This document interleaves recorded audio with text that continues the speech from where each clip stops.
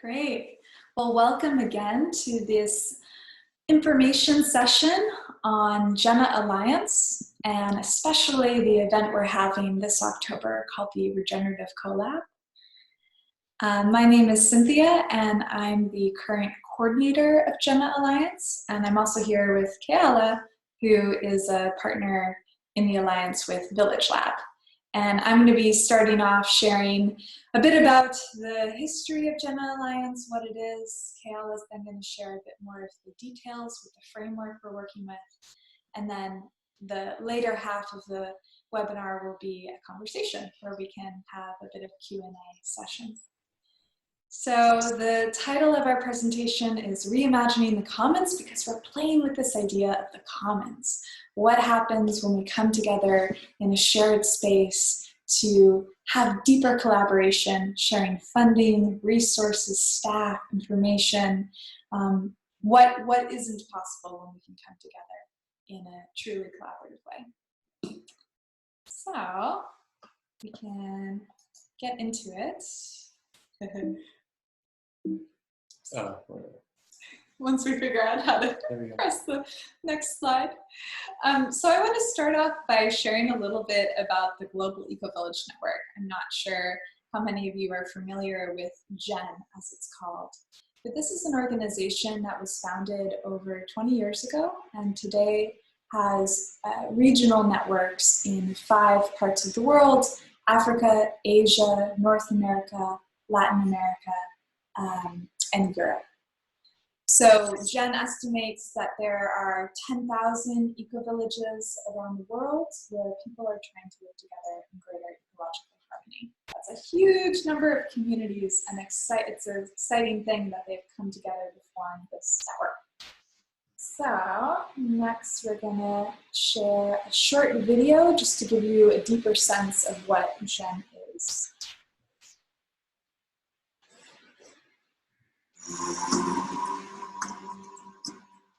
This is a short introduction to the Global Eco-Village Network, also called GEN, which brings together eco-villages around the planet, places, settlements where people have decided to take their future into their own hand, to come together and consciously design their settlement, their systems, their culture in a way that regenerates nature around them, that regenerates the way they relate to each other, and regenerates life within them. So regenerating thriving communities on all levels. We have eco-village networks in Africa, Latin America, Asia, Australia, Europe, North America, and we have an emerging network at the moment in GEN Fertile Crescent in the Middle East. All across GEN, we have the youth networks of GEN, Next Gen, which bring in the vibrancy of youth. GEN was created first in 1995 and has spread since then to reach out to more than 10,000 communities around the world. We have intentional eco-villages where people consciously come together to start afresh, maybe after disaster hit, or in deciding that they want to build a different kind of life. Intentional eco-villages. More and more, GEN works with traditional villages, existing settlements that transition to become recognized as eco-villages, where people decide that they want to keep what is precious to them for future generations. And urban eco-villages, where people come together to bring community and nature back into urban centers. We work in a holistic way, bringing together the social, the cultural, ecology, and economy. All 4 pieces of the puzzle are necessary if we want to have a holistic pathway towards regenerative futures. And we know today, we know how to bring solutions in all these areas. We know how to rebuild soils, how to replenish water tables, how to harness energy in a renewable way, how to create closed loops around waste, how to regenerate ecosystems. We know how to build thriving communities where people take decisions together, bring honesty, trust, and transparency back to human relationships, bring solidarity, care, and share back to human relationships. Bring a place for everyone so that all the voices can be heard. We know how to celebrate our cultures across the networks of GEN so that each of us can be proud again of the roots that we carry and at the same time embrace the global culture that is coming into the forefront now. We know how to build an economy that allows us to marry our love for the planet with our need to make a living. GEN showcases how to live low impact, high quality lifestyle to implement the Sustainable Development Goals now. And currently we go out to the world to speak to governments and invite them to integrate eco-village development programs as an integral part of their strategies to implement the climate change agreements. It is possible for us to come fully home to this planet. Let's unleash the power of community together.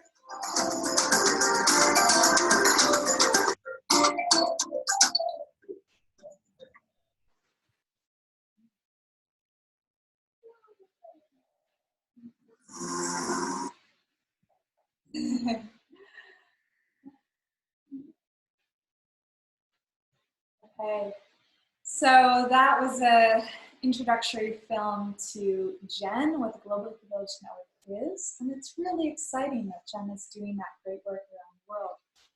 However, in North America, what we have found is that there's already so many community networking organizations, some that have been in existence many years before GEN.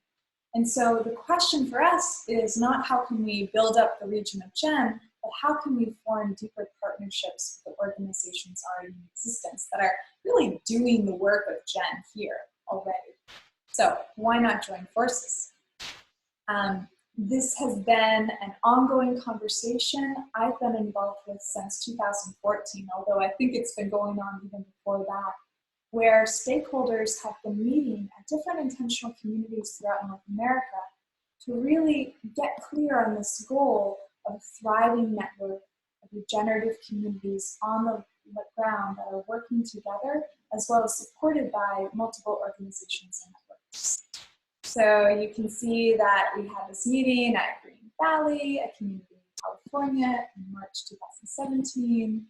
Awesome group of folks. Again, we were at Arcosanti in November, which is a community in Arizona we'll be returning to again this year. And our most recent meeting was at La Cité Écologie, an eco-village in New Hampshire and also in Quebec, Canada. And at this meeting in the spring, we were finally able to make it real. We signed an initial partner agreement with 5 key organizations to become GENNA Alliance. So it's really exciting, and now we're at this stage where we're finally able to share with the world what we've been working on to create collaboration amongst these organizations. So what is GENNA Alliance? We are both GENNA, GEN North America, we're the North American chapter of the Global Village Network, as well as an alliance, really a collaborative platform for multiple organizations and individuals that share a core mission and intention. These are the current partner organizations. So we have GEN US, which is the US chapter of GEN. Next Gen is again that youth component of GEN, as well as the Fellowship for Intentional Community. This is an organization that's been around for 30 years, and we put out Communities Magazine. We have an extensive directory of online communities, as well as resources on our website. I'm also a board member of this organization. Village Lab is the organization that Keala is with. This is a consultancy group primarily for communities of purpose, practice, and place. And then New Mundo is a startup company focused on creating a platform where individuals can book a stay at impact centers. So kind of like an alternative Airbnb. And we're brought together by this incredible shared vision for a world where interdependent cooperative communities are stewarding the conditions for regeneration, justice, peace, and abundance, in order to realize the full potential of flourishing for all life for all generations to come. This is our shared mission statement of GENNA Alliance. So now we're going to get in a little bit of the structure. Okay, this is wonderful, collaboration, but what does that mean? What are you doing? You can't quite see all the little letters in this map, but this is a map that we built using software called Kumu, which I recommend if you're trying to map out pieces of information in a more visual way. So you can see here like the different organizations we have, those 5 partners, as well as the projects they're connected to and the projects we're working on together. And we'll share more about these maps later. Yeah, for sure. In 2018, we have 4 core projects that we've been focused on. The first of which is data sharing, because Numundo, FIC, and GEN all have their own maps of communities on the ground, but they're all separate maps, and there's a lot that we could do to bring that data together for distributed sharing, and also to see how we can organize ourselves more bi-regionally. GENNA Consultancy will be an association of consultants who can provide services to community projects. This is also something that we can come together and pool our information and expertise as consultants. We have an internship program. We ran a pilot this summer, and now we have 4 wonderful interns who are giving their time both to GENNA Alliance as a whole, as well as to the different partner organizations involved. And then events. We have this collab event at Arcosanti in October. And I'm excited to invite you all. I know a few of you are thinking of coming already to the Regenerative Collab. Arcosanti is this incredible urban laboratory in the desert. We're going to be gathering there from October 8th to the 12th for a collaborative investigation into how we can steward a more sustainable future for North America.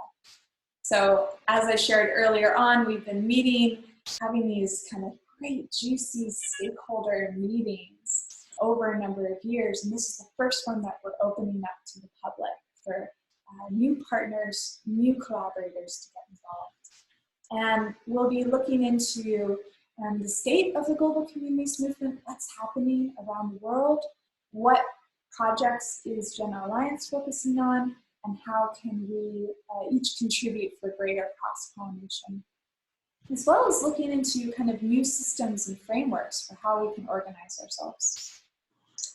And I should also mention that the weekend before the collab is going to be this great Convergence Festival at Arcosanti from the 5th to the 8th. So if you want to participate in both events, there's a discounted combined ticket. And you can just go to the website link, regenerativecollab.com, to get more information about that event.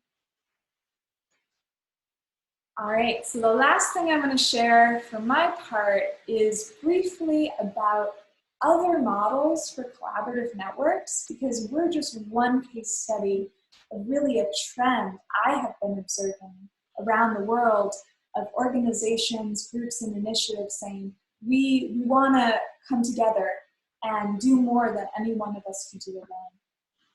So I played with this idea of the African proverb, alone we go fast, together we go far, and with collaborative networks, I believe we can go both fast and far, which is really needed at this critical time on the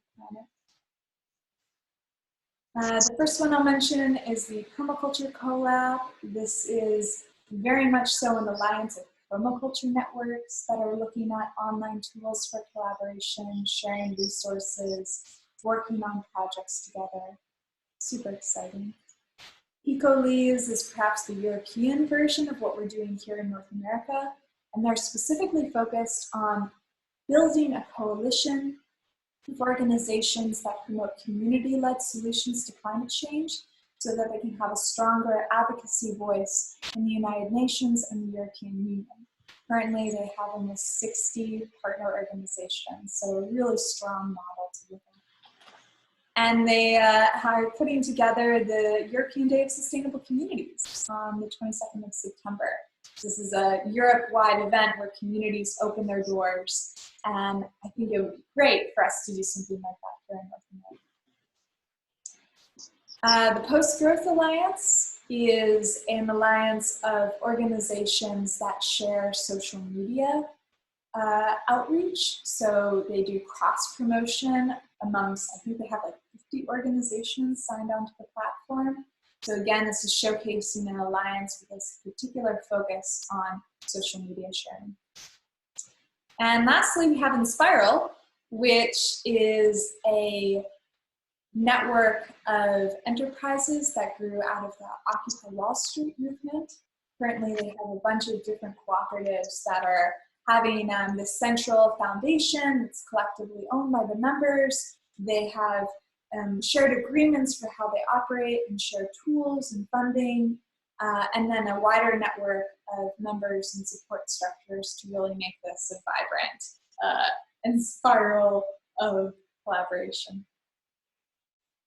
Right, and just to share briefly, these are some of the larger patterns that we're looking at. Shifting from profit to purpose, hierarchy to networks, controlling to empowering, planning to experimenting, and privacy to transparency, to really build this team of teams and rich platform for working together in this.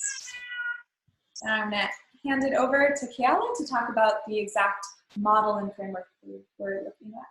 All right, thanks, Cynthia, for all that. So I'll start just by acknowledging that one of the key pieces that Village Lab is bringing to the GENNA Alliance is this model of a participatory commons, which is an emergent adaptive model in itself. So this is a powerful use case for it and a place where it will grow and be developed even farther and essentially be a complex adaptive system and pattern.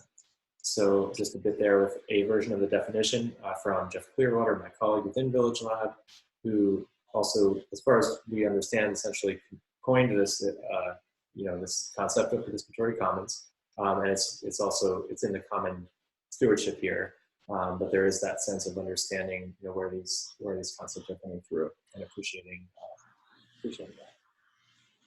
So I want to talk a little bit about this graph here, which is going to take us through a journey around participatory empowerment and the relationship of trust, just to really get a little context around what we're talking about. So as we look to the basis of a nuclear family or an extended family where we have that really high level of trust and small scale, and then jumping to really understand what we have at the opposite end of that and seeing where the level of trust is very different in the city scale, the national scale, at these very large scales. And we have some of these projects that kind of bridge in between, where we have the scale of an intentional community, a neighborhood, or co-housing. Intentional community that's larger, it starts to move into that scale. Some of the large eco-village projects would be similar examples of where that experiment is taking place. Places like Oroville and others. And then when we move into looking at the different types of business models that exist, there are, of course, in that upper left, a large corporation existing much like the nation state kind of model.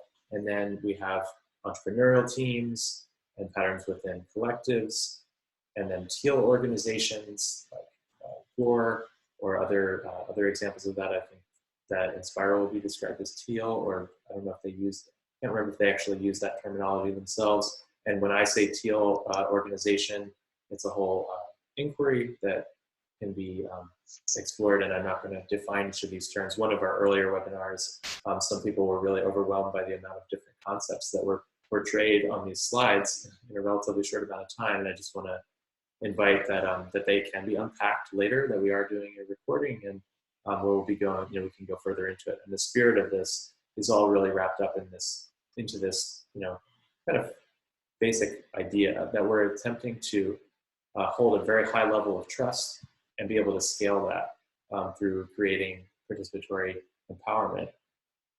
So as we move into this concept of scaling the cooperatives to a larger level, creating what is termed the sovereign accountable commons, and taking it to scale at that level. So this slide just here really attempts to portray like what the players look like that are involved in the participatory commons.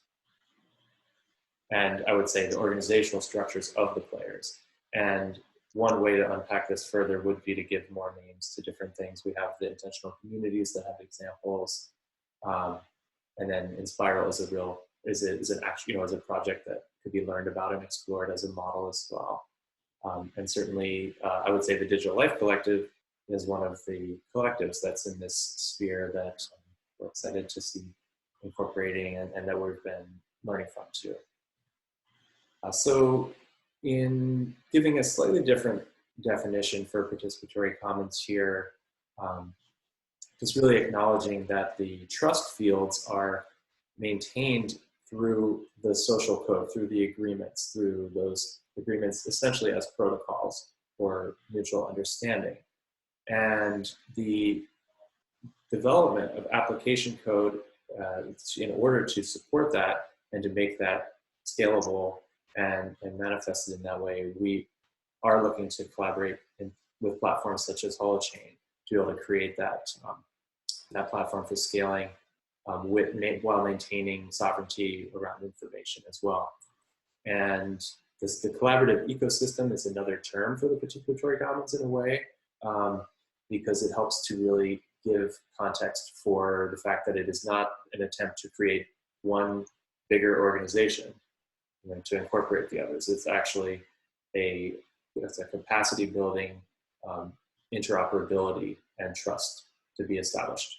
And so the Sovereign Accountable Commons itself is a term coined through the Metacurrency project, and that pattern in particular is specifically about the code side of that. So establishing the application code instead of, or enhancing, or working in concert with any levels of legal codes, but ultimately being able to replace them in many dynamic situations to incorporate and support further self-governing and self-regulating sovereignty within those systems, mimicking very much natural ecosystems that have that dynamic capacity to adapt in a more agile way as well. So some of what this can look like in terms of an example, I'm going to go through a few slides here again, and these are also pretty abstract, but they're representing some of the core concepts of this model. So having a core DNA, and we're talking about the cultural DNA of the commons, and so that's incorporating all the agreements around and that hold and generate that field of trust and that first membrane of that space. So that in itself facilitates opportunities for collaboration, co-generation of wealth and sharing of wealth, as well as practicing and engaging in making decisions together. So that's a core membrane. And then from the core membrane, and it's supported by these agreements and protocols that are the way that the membranes are held and the way that the communication happens across them, frameworks and platforms that also include concepts like best practices in all these different expressions or different aspects of the work that we're doing. So we end up with data commons to be able to support different regenerative practices or different things, all the way from enterprise to ecosystem regeneration at all different scales. So then the piece around projects and initiatives, that's the place where the collaboration can come to the next level. So by having the trust protocols across these different organizations, that allows for more projects and collaboration to emerge. And some examples of that include the work that we're doing by having the event at Arcosanti, the way that we're collaborating on the Convergence event and the collab itself. And then also, as was mentioned in the slides earlier when Cynthia went through some of the projects that we're already working on, with folks who already are in that trust field together. And as we continue to develop that trust and increase that and enhance that, then there'll be more collaborations. And there are many, as you're probably aware, there are many frameworks, and even this Participatory Commons structure itself is an example of a framework that can be shared and utilized by different people within the commons. And the membranes are what allow for it to grow. And I'll just show one more slide, and this is where it starts to get a little more complicated to look at, and where, in fact, it might actually be more beneficial to see a Kumu map of actual organizations and the projects that they're working on as the way to look at this next one. So that's one of the projects that I would actually like to do at the CoLab, if the right other players are there to play in that. And I'm like winking at Sophia when I say that, but we'll hear more when we start to share. But the projects that are possible here in understanding what those membranes are and making them visible using those specific examples, but understanding how to bring in more collaborators, more partners, and interact in an agile way. So I'm going to go to one more slide that's similar to this, which was an original draft of the way that the GENNA Participatory Commons might engage.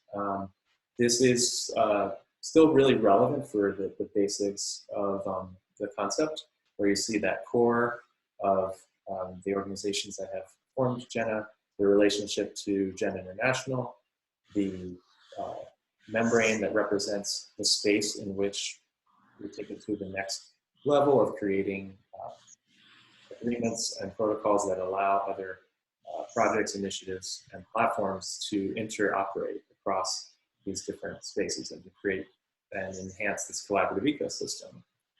So the representation of membership classes, that depends upon the context.